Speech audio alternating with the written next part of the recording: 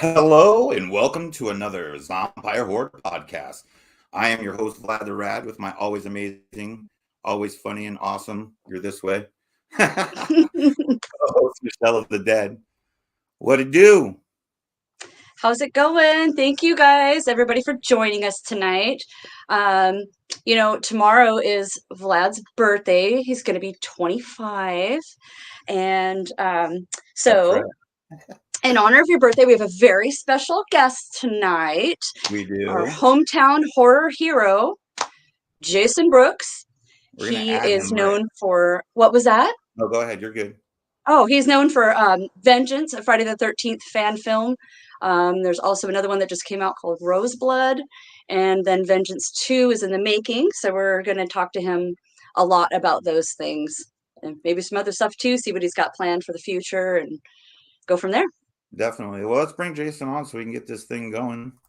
Thank you guys for the birthday wishes in the comments, by the way. Jason Brooks, how's it going, my man? Hey, how's it going? Pretty good.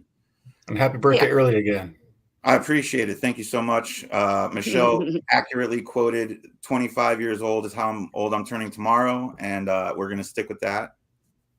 Nice. You can tell by my young looking face. I know. Hey, my comment section isn't working. Okay. Well, mine is. I can watch it. All I have is private chat, so all right. Yeah. All right, you'll just have to pop things up when they pop up. Yeah. So in honor of our guest, Michelle, since you guys know each other so well. I'm sorry. What did you say? Why don't you go ahead and give us, introduce our guest? Well, I just did. Yeah. Hey, Jason. Thanks for coming. Want to tell us a little bit about what you've been doing recently? Recently, we're in post-production on Vengeance 2 Bloodlines. We have our first cut done, and it's out to be tidied up, get some visual effects wrapped up there, some color correction, editing. We got a few pickup shots we're gonna do, and then it goes out for music and everything like that. So we are in the thick of it on this end of it. So when Bloodlines comes out, will it be released similarly, same way as Vengeance and Bloodlines, or are you guys going to still do the same YouTube drop like you did on those? Yep. Okay. We'll probably have a local premiere out here in the Seattle area somewhere, and we'll launch it on YouTube for everyone to see for free. We'll have Blu-rays, DVDs available, all that. So, excellent. That's rad. And I know that you said you were looking at the spring, but it might be a little bit after that. So are you looking towards a summer release or fall? Yeah, I'm thinking it'll be about summer now, maybe early summer. With scheduling and pickup shots, COVID gets in the way of a lot of things too, with schedules and all. So it's starting to look. Originally, we were aiming for May 13th, but it doesn't look like we're going to hit that one. So it'll be shortly after. Okay, gotcha. And this is obviously it's called Vengeance 2. It's a direct line from Vengeance, right? Yes. Right. Which is a continuation of Friday the 13th, part 6. Correct, yeah. When you guys did Vengeance, you actually had a few actors who were in part 6 in Vengeance with you, isn't that right? We did. We had quite a few alumni. We had Steve Dash, who was Jason in part 2. He played our sheriff, Jason Relati, in Vengeance. And then we had CJ Graham, who was the Jason in part 6, played Jason Voorhees. And he played Elias Voorhees, Jason's father, in there. So, and then we also had some other, like Diana Prince, who is a massive Friday the 13th fan. A lot of people know her from Joe Bob Briggs' Last Drive-In. Sure. She's Darcy the Mail Girl. She was in there as well. And she's also in the Friday the 13th video game, if you guys know where to find her there, as well as Bugsy from the video game, and had Harry Manfredini back to do the score. So yeah, we had quite a few. I think people come back. We'd also Tom have McLaughlin. Tom McLaughlin. That's what I was just gonna say. Yeah. He actually directed one of my. It's a Stephen King story. Is Sometimes They Come Back. And I actually wasn't aware of that, so I was doing the research for Vengeance, and I was like, "No shit, he made that movie too." Which is it's a TV series, not a movie, but like a mini series. But that was one of my favorites growing up. So it's cool to see his relation to the Friday the 13th franchise. Oh, he's done a lot. Yeah, he's amazing. I love him. Funny story. I actually met the first time I met CJ Graham, because I met you, like I said, I think it was 2 years ago at Seattle CryptoCon, and he had a table there. But I met him back in 2011 at CryptoCon, and got his autograph with a Alice Cooper on the side, right? So signed it to me and everything. Fast forward to about 4 years ago, I moved to Shelton, and as you may know, CJ's from Shelton. I didn't know that. I had this picture up on my wall, and this kid moves into my house, and it turns out it's CJ's cousin. And he comes in and he's like, "That's my cousin." I'm like, "Nah, shut up. That's CJ Graham, man. He played, Jason in Friday Part 6." And he's like, "No, man, that's literally my cousin. He's from Shelton." So I Googled it, and sure as shit, he was from Washington. And I was like, "That's really cool," like not something I knew. And it's something I actually try to tell people around here to, like one of the Jasons is from here. Yeah. Well, now 2 of the Jasons are from here because you live There in you go. Yeah, CJ, when he comes out here, he's had a couple friends come to visit, or he's gone to visit some friends while he's out filming. And yeah, I didn't know that either until he came out here. Yeah, actually, at that convention too, a friend of mine got a machete signed by you, and then took it over to CJ and had him sign it as well. And I was pretty jealous. Yeah. Yeah, it looked good, all framed up on his wall. So. Oh yeah. One of the things that actually, when I was rewatching, and Michelle and I touched on this a little bit before you hopped on, or before we started the feed, was the "I'm the real Jason" line that Steve Dash says in Part 6, or I'm sorry, in Vengeance. And I because I'm a collector of autographs, I've always seen Steve Dash with the real Jason and Ari Lehman with first Jason. And I always thought maybe there was like a little connection there where they were kind of poking at one another. Did you know? Was there any truth to any of that? Yes, not with Ari though. So a lot of the Friday the 13th, the big fans know that in Part 2, originally there was another actor who was hired to play Jason, and he came on and couldn't quite fulfill the stunts. So they brought in Steve Dash, who was a stuntman at the time, and he came in and put the hood on, and he played Jason for 90% of the film. Yeah. And but because of the contracts and everything, he didn't get the credit. So the other actor got the credit. And so from then on, eventually they both are either signing autographs, and the other one was signing autographs, as Steve. And so there's got to be a little bit of a tension there and headbutting. And so Steve started putting the real Jason, kind of in answer to that. So. Well, and I know in the horror community, a lot of people have their qualms with Ari Lehman and whether he's actually a Jason or not. And so when I saw those two, like the real Jason, or, the OG Jason or first Jason and the real Jason, I always kind of put it in my head that there had to have been something between, kind of jabbing at one another because one's considered not Jason. Yeah, no, the Ari and Steve were good. And it's just all the different Jasons, they have their own way of signing. Right. I've talked to them, like Steve and CJ, before I started doing conventions, were talking to me about that as well, like how to sign, what the Jason etiquette is. If you're signing a mask, if it's from your movie or not, would you sign it above the chevron or not? Typically, you'll save that space for the Jason who wore that particular mask in the film. Right. And always, of course, asking where they want to have it signed and everything. But Steve would do the real Jason, Ari, the first Jason. CJ would do 6, Jason Lives, draw a little mask with it, and Kane, of course, 789X, and so they all have their own little signature. So yeah, I think one of my favorite is when guys write their kills in their movies. Oh yeah. Know what I mean? That's one of my favorites that I see on them when I see mask sign. But it's funny that you hearing you say all that, it's not something I would have ever considered. Mask etiquette, you know what I mean? Like, yeah, it's kind of cool that you guys have that little bit of inner circle and able to communicate that with one another. That's awesome. Yeah, it was very interesting because I was just kind of thrown into that world unexpectedly. And CJ, before I had my first convention, he called me up, spent an hour on the phone talking to me, telling me all the ins and outs.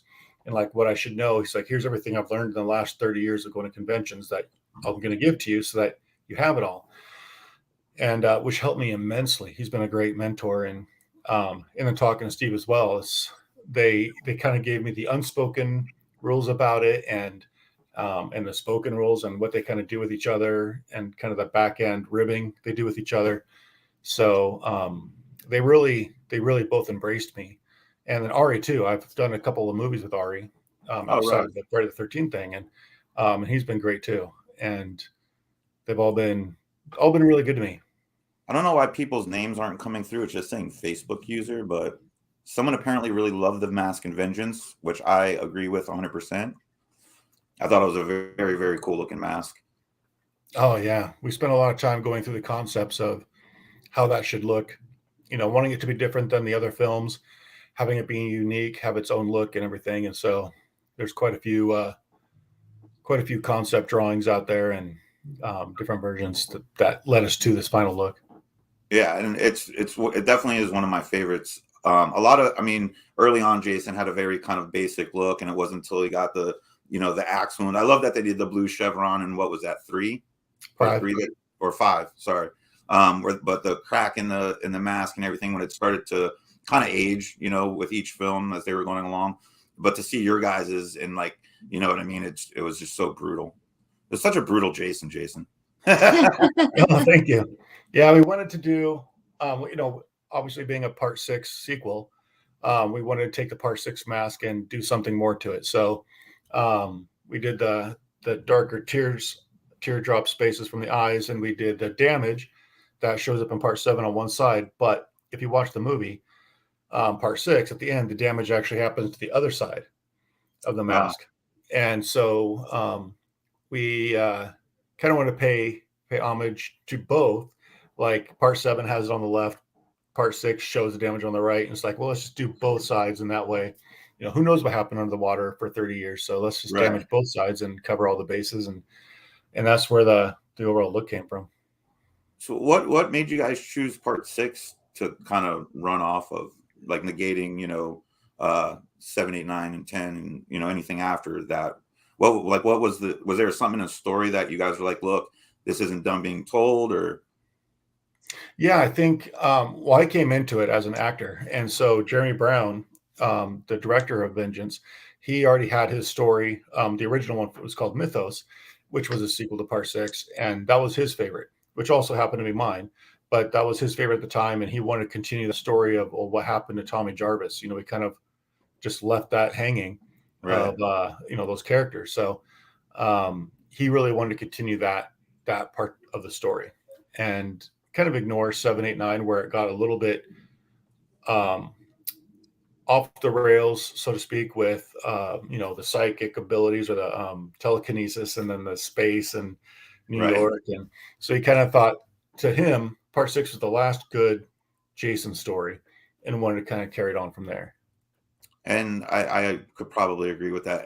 If I'm being 100% honest, X was probably I'm not sure I've ever watched it all the way through, because I can't. No. It's a good time. I like my favorite horror movie is Texas 2. I was a big Texas 1 fan, and as I've gotten older, I've loved Texas 2. There's something about like human on human, and even though Jason, obviously isn't a human any longer, there's just something based on Earth and reality that draws me in, that I just couldn't get there with. And I love Aliens. I like Predator. I just couldn't get there with Jason X. I don't know why.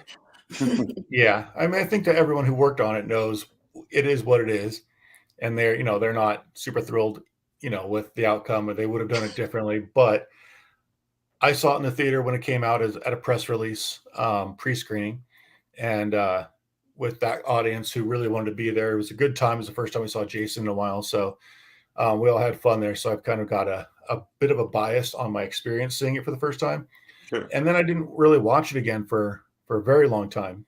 And knowing that Part 9 and X get panned a lot, I kind of let it go, but then watched it again within the last couple of years, and just really enjoyed it, just for the kills and Kane's performance, and just the campiness of it. I just kind of appreciate it for what it is. I don't have to I don't even think of it as part of the Camp Crystal Lake Jason series.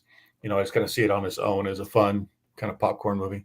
That's kind of what I had to do because, again, I'm such a big fan of Texas Chainsaw Massacre. That's what I had to do with Part 4, The Next Generation, you know, with Matthew McConaughey and Renee Zellweger. I'll watch it as a standalone film, but I don't really put it in that timeline whatsoever. Yeah. It's just horror for the sake of horror, which I can get behind. Right.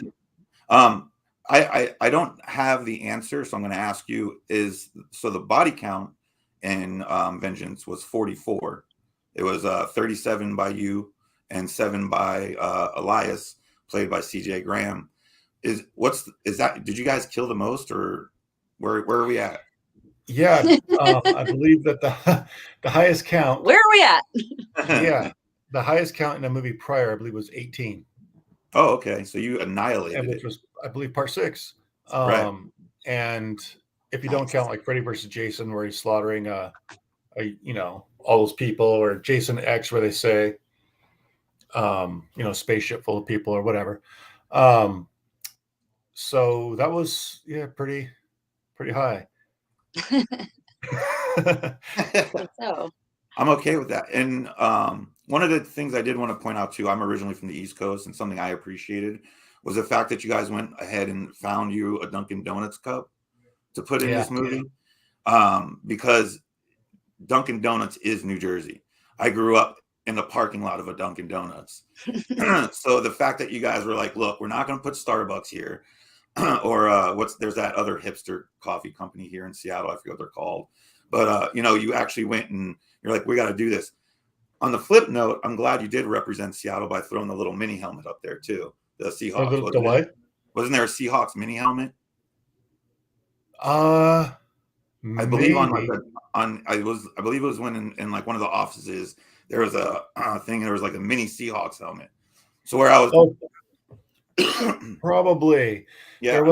There's been an ongoing battle between CJ and Sean Lutzis, our executive producer, and us. Like Sean and I were big Seahawks fans. CJ's a big Raiders fan, so they're constantly pranking each other. Like when we just filmed Vengeance 2. CJ brought like 150 Raiders stickers and planted them around CJ's house. He's never going to find them all. House. Yeah, we still haven't found them all. But they were I know where there's some. He put them on like his toothpaste and like behind light bulbs and in his mailboxes. They're everywhere, on tools, on the bottom of batteries, and the inside of his wheel wells. The wheel wells. And so we've been finding Raider stickers everywhere. And which is great because CJ, he loves his pranks. But we did make a little nod to that in Vengeance 2 as well, like the Seahawks Raiders, rivalry here. But which is kind of funny because that rivalry has been gone for, other than people still remembering it, they're not in the conference. It's more of a personal rivalry between CJ and us. So we rib each other about that. But the Dunkin' Donuts, you're right. We actually did film that on the East Coast, in Florida. And and so that was we had that coffee cup there. We got a Dunkin' coffee from Florida, and put it in the film. So it's perfect. Otherwise, the other coffee cups you see are Camp Crystal Lake Coffee Company. That look a little bit like Starbucks, but they're the Crystal Lake Coffee Company. Was it Vengeance that you worked on, Michelle? Vengeance 2. Oh, you were the one that's in production right now. I did makeup on that one, and some other things. Had a small role in it as well. Ooh. Small role with Richie Ramone from the Ramones. Yeah. She told me he was in her car, and I was like, Yeah, he was in the van. How cool was that? It was very cool. It was super cool. Let's talk about Roseblood. That came out last year, right? 2021. Yeah, November. And so again, you played Jason Voorhees, and this is actually a continuation of Part 7, which is the first Kane Friday the 13th, right? Yep. One of the things I read, and I got to ask you, is did you actually suffer multiple injuries, which includes metal pieces to your eyes, a fractured forearm, severed fingers, and eye damage? Yes. Holy crap. And this is What I read is it was from a lens. What you got to tell us how this happened. So yeah, Roseblood. That one is funny. It was Roseblood was only meant to be a short. Like we were getting ready to film Vengeance 2, and Peter Anthony, who was the lead prisoner in Vengeance 1, he got this idea one day to make this Roseblood sequel, and he was like, "Hey, you know, we should do this. Got this really cool idea, and let's make it like a 10, 20-minute short, and we'll film that on the first couple of days of the Vengeance shoot while we have all the crew." And I was like, "Dude, it's not going to work that way. You know, we got to make it its own thing, because you'll see when we get there that filming, if we take 10 days to film Vengeance, we're not going to take an extra 2 days. We're going to be wiped out. It's just not going to work that way." And so it ended up becoming its own project that we finished before starting Vengeance. But it's completely independent of Vengeance. They're not related at all. And like you said, I played a Kane Hodder version of Jason in that one. But in there, I got the eyes. There's a shot where I'm taking the weed eater saw, and there's blood spraying back at me. Gotcha. Well, the way that effect is done is there's a fire extinguisher that's filled with blood, an old like water pump fire extinguisher. And when that fired back at me, there was after that, I walk over, I grab the axe off the wall, I walk over to the camera, and I walk out the door. I did that all blind, because when that blood got into my eyes, there was small metal shards and fragments that came from somewhere within either the fittings or within the hydrant or something. And everyone had washed and they cleaned everything out. And the effects people, they used the rest of the blood. We had 5 gallons worth of blood. And when they got to the bottom of that bucket of blood, they said they found additional metal pieces in there for whatever reason. So maybe it was like, while it was being stirred, something came off of the mechanism that stirs the blood or something. We don't know. Right. But I end up with that blood in my eye and finishing out the scene with my eyes closed and unable to see. And my left eye is already blocked and closed because of the costume, but was able to kind of feel my way around and get out of there. And then we had the medic on site come and look at my eye, and we pulled out 8 little tiny pieces of metal, little flakes of metal. Holy crap. And then we had the scene at the end. And these are all spoilers, so plug your ears if you haven't seen it. But as the guy's coming in and hitting me with the metal briefcase, I put my arm up and block it, and then I grab it from him. We did that like 10, 12 times. I'm walking in from different angles and everything. And we're, very safely. But at the very last take, as he's swinging it, I guess the stress of hitting over and over again, and he was going full force. He was a big guy himself, and wailing on me with this metal briefcase. Well, the handle broke on this suitcase at the last minute, and so it kind of pivoted, and the edge of that metal briefcase hit my forearm, and I could feel the fracture immediately, kind of going through my arm, and then my arm kind of swelled up inside the suit, and it's like having a blood pressure cuff on for a long period of time. And so we were done with that particular shot. Like, okay, last take, we don't need any more. So, and I didn't want to tell anyone because we were going, Michelle, you were there for that one too. Yeah, it was a 17-hour day. 17-hour day. Yeah. And we were on the last several hours of it. I didn't want to like cancel everything by saying, oh, hey guys, I think it broke my arm. Yeah. We had a lot more to shoot. So I finished out the rest of the however many hours it was and just didn't kind of mention it. And might have been that same night. But when I walk over, when that final visitor shows up in the fire, and I walk over and I grab the machete out of the body by the blade and rip it out backwards, in one of those takes, the machete, the handle got stuck in the back of that prop body and didn't come out. And so when I pulled the blade wasn't dulled fully, I guess, ripped through the whole costume, through the layers of silicone, right through my fingers, sliced my hand across the fingers there. And then I felt that, but kind of finished out the scene as well.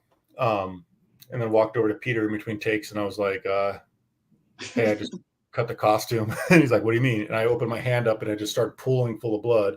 And I just kind of held my hand in a fist for the rest of the night, just to keep that kind of pinched and closed, because we had to get this thing done. So, right. Yeah, those are a few of those injuries. I think there was more, but wait, so I got a machete to the eye that day. you did? Yeah. You weren't in the. How'd you get that? Well, because it was back, in props, and something was like, I don't know, I bent down and it was like sticking out, and yeah. Oh, so you put mean that you one didn't on. even get it on That should film? never happen, huh? She didn't even get it on film. Nah, no, I was there helping with effects. I was a last minute emergency help. Yeah. And so I did. And it was a long day. It was a long day. So it was a lot of fun, though. I got to meet a lot of really cool people. And then, working on a Friday the 13th set, I already knew I was going to be working on Vengeance 2, but, this is like, oh yeah, I'll help. I'll be right there. Which for Roseblood, you guys had another stellar cast of people reprising roles from actually Friday the 13th Part 7. I know Laura Lincoln was one who played Tina Shepard, who played an older Tina Shepard, obviously. Who else do you guys have from 7 in this one? We had Terry Kaiser, who played Dr. Cruz, Bad News Cruz, who's the guy he's Bernie from Weekend at Bernie's. Oh yeah, and then we also had such a nice guy. I totally forgot about that. He is so sweet. And then Kevin Spiritus, who plays Nick. Yeah, in that's Part right. 7, Tina's love interest. All three survivors from Part 7 came back. That's right. We had a blast. One of the things I actually really liked, and I don't know if this was intentional or not, but I got a very Day of the Dead vibe from watching Roseblood, because it was like the scientists and military dudes once again, like, obviously in Day of the Dead they're fighting off zombies, and this one they're going to fight off Jason, but it had a very Day of the Dead feel to me, like, for some reason. Obviously, like, again, probably not intentional, but when I was watching it, like, I was like, dude, this totally reminds me of that. Yeah, I don't know if that part was intentional. I could probably say 99.9% accuracy that everything in the movie is intentional. Like, everything. Like, there's things that I'm still learning that Peter did in the film that he did on purpose. But on that one, I'm not sure. But I can definitely see that. I know he was definitely trying to go for, the Camp Crystal Lake facility that you see in Jason X, kind of bridging some gaps in there, some stuff from Part 9 with the Duke and all that. So, yeah. The Duke was one of my favorite characters, for sure. Yeah. Everyone loves the Duke. So, this was all, Bloodlines was made by pretty much the same, you guys are all the same people who did Vengeance, correct? Not so much. We thought that there'd be a lot more return. A lot of the people who worked on Vengeance have moved away, gone to other, projects, other places. Sure. So it's almost a whole new crew. There's some people that came back to help, but otherwise it's a pretty fresh crew. So what was the plan as far as kind of branching off Part 7 and what, where Part 7 left off and what Roseblood was going to, kind of continue on? Wait, what was that? Like, story wise, after Part 7, Roseblood again picks up and negates 8, 9, 10, but like as far as that story swing. Yeah, it was, Peter just really wanted to know, like, what happened to Tina and where she'd been all these years. What would her life be like? And then really kind of started thinking, like, she was under some doctor's care. She probably would be even more so now. And where would she be? How would that look? And then had the idea of Rose, and started putting that together. So it was really just Peter, who loved Part 7. That was Peter's favorite film, and he wanted to make a continuation of that. And it's like, I want to see this movie. I want to see what happens to Tina, and I want to see what happens to Nick, and how do we get there and see that? And so basically writing what you would like to see in a film. Right, definitely. Yeah, I was pleasantly surprised with Roseblood. I'm really excited for Vengeance 2, and I know you guys are working on it now. And as Michelle said, she worked on it with you a little bit. What can you tell us without spoiling anything, obviously? Is there anybody new, or I'm not new, but actor-wise, that names we're going to know? A little bit of the storyline, if you could, whatever you can tell us without ruining it. Yeah, so we have several people returning. Kelly Tappan, Sinai Lutzis, they're back as Ashley and Angelica Jarvis. Their story's not finished yet, so we got to pick up where they left off. We've got CJ back as Elias. Tom McLaughlin, he's back as Walt the Gravekeeper in a much bigger role this time, who is just beyond amazing. He is phenomenal. Rob Mello, who you guys might know was the babyface killer in Happy Death Day. Yep. He's in here and just also incredible. Darcy DeMoss, who was Nikki in Part 6. She's the one in the RV who got the face pushed into the mirror, and then it rolled over. Well, she survived and didn't die from those injuries, and she's back. Ruby Graham, CJ's wife, is also in there with her. So you got.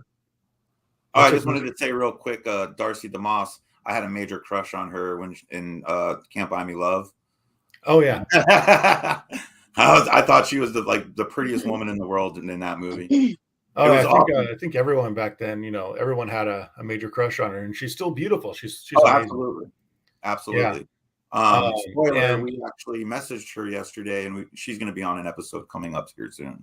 Oh, nice. I was thinking about. I've been talking to her almost every day the last few days, and I was thinking about having her just secretly join us today and pop on, but I think she's busy tonight. Damn it. Yeah, she's gonna call me. She was gonna call me later, but then she's like, "Oh, I got to call you tomorrow. Stuff going on." So, well, maybe we should surprise her with you on her episode. There we go. No, she's amazing. She's wonderful, and she's been so supportive of this film and talking about it everywhere she goes. So she's amazing. But yeah, we got her, and then Ruby Graham, who's CJ's wife. She was actually in the first Vengeance, but her scenes got cut. The second unit that filmed it didn't have it quite in focus, so we unfortunately had to cut it, which is good for me because now we get to have her in this bigger, better role, and she did phenomenal. She was awesome. I love her scenes, and she did so good. So, but Paul Taylor, he played Pinhead in Hellraiser Judgment. Yeah, he's in the film as well. Richie Ramone. Richie Ramone. And Richie Ramone, who we mentioned a little bit earlier. Richie Ramone's in. Tamara Glenn from Halloween 5. She wore the little red outfit with the double horns. She's in here as well. So it's Hey Amanda. Hey Amanda. It's a star-studded cast. We got quite a few people that were on here, and a couple that were going to be that we couldn't bring on just because of time, money, and everything like that. So it's we actually had to turn a couple people away, unfortunately. But you guys are getting big. Everyone's starting to know who you are. It was crazy. We had a couple of people call us and say that they saw the first one and want to be a part of the next one. And we're like, what? Do you know who you are? You want to be a part? You saw what?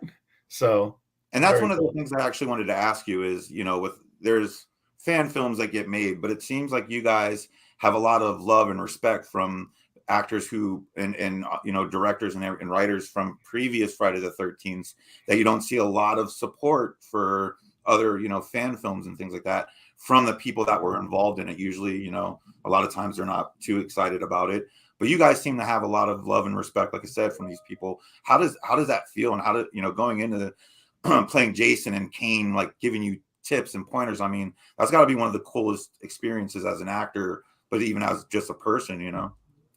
Oh, it's beyond amazing. I have to pinch myself sometimes. And it's really, I've told coworkers, I've told friends, family, like, this is my life. This is weird. Like, I never thought I'd be sitting here getting texts from Richie Ramone, saying, dude, check out my new album. It's not out yet, but what do you think of these tracks? Or Tom McLaughlin checking in to see how I'm doing, and CJ and, Darcy texting me, and it's insane.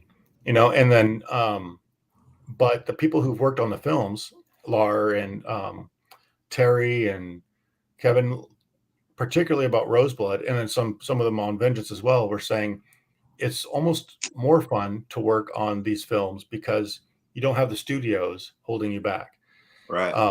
You get to feel more like an artist and be creative and not really have to tone it back or do certain things because studios don't know what they're doing, or studios are cautious about ratings or whatever. So they said it's a much more pleasurable experience working on these things, and then bringing these characters back, which a studio might not do these days. They probably wouldn't bring all these characters back in this way, because they're out there. They want to make money, so they're going to make a movie that appeals to a new audience with new people and the younger crowd and kids, and so they don't see the value necessarily in bringing back people from past movies like us fans do. Right. And so it kind of satisfies a lot of that. Yeah, definitely. It's kind of like if you're doing a studio movie, it's like summer school, and if you're doing Vengeance 2, it's like summer camp. You know what I mean? Exactly. Well, Jason, man, it's been amazing having you on. I'm excited for Vengeance 2. Again, you said we should be looking forward about summer, early fall. You're saying? I'm thinking in summer. I think that's a good time to release it. It's a camp movie. Got to release it. Absolutely, it's gonna be great. I wish I could show you some footage, but I expect some in my inbox ASAP. Yeah. Preferably cut and cleaned up and all brand new. There you go. Well, thank you, man. We appreciate you coming on, and congratulations with all your success, and definitely with Vengeance 2 coming up. And hopefully we can get you back on when that's released and go through this all again and talk about that movie. Of course, absolutely. Thanks for having me. Yeah, man. And have a good day again. Thank you. I appreciate it. Have a good night. Michelle. Yes, we are still live. We are still live. We did it. We talked to the great, legendary Jason Brooks. The immortal Jason Brooks. The immortal. Yes. The definitive Jason Brooks. Yes. Yeah, I was representing. Yeah. So real quick, while we still got everyone here, our March Monster Box will be going on sale March 10th. It is our George Romero tribute box, which means I don't even know. I think we have like 5 or 6 items in this box, and every one of them is from a George Romero film. So it's pretty exciting. Get your box. Get it. Comes with an autograph. And like it comes with an autograph. Everybody loves autographs. Right? Jeez. But, well, next week, I'll be donning clown makeup. Oh, yeah. Next week is our clown episode. Super exciting. Horror movie clowns. Yeah. I will be a horror movie clown. I will also be a horror movie clown. So are you going to do... Are you What's that? I'm just going to do my own thing. Okay, you're not doing like a movie one like I am. No, I'm just doing my own character that I do all the time. Okay. So, yeah, we're going to talk about clowns. It's going to be great. We got a comment. Let me see. Hell yes. I have a feeling that's Melissa. I don't know why it's not showing people's names. It really bothers me. I don't know. It's crazy. Oh, Peter Anthony popped in while we had him on. He did? Yeah. Sweet. Nice. And Peter Anthony was the writer? He did Roseblood. Roseblood. He was the writer director of Roseblood. Yeah. Well, that's cool. Yeah. Yeah. I wish we would have seen that. Yeah. I recognized his name. Talking to Jason and dealing with all that. We should have him on sometime too. Peter Anthony, come on our show. Yeah. Talk to us. Yeah. Well, that's all the time we have for you this week on the Zompire Horde podcast. 66.6 on your AM dial. Pun intended. I'm your host, Vlad the Rad, with my co-host, Michelle of the Dead. Next week, we're going to be clowns. See you then. See you then. Bye. Bye.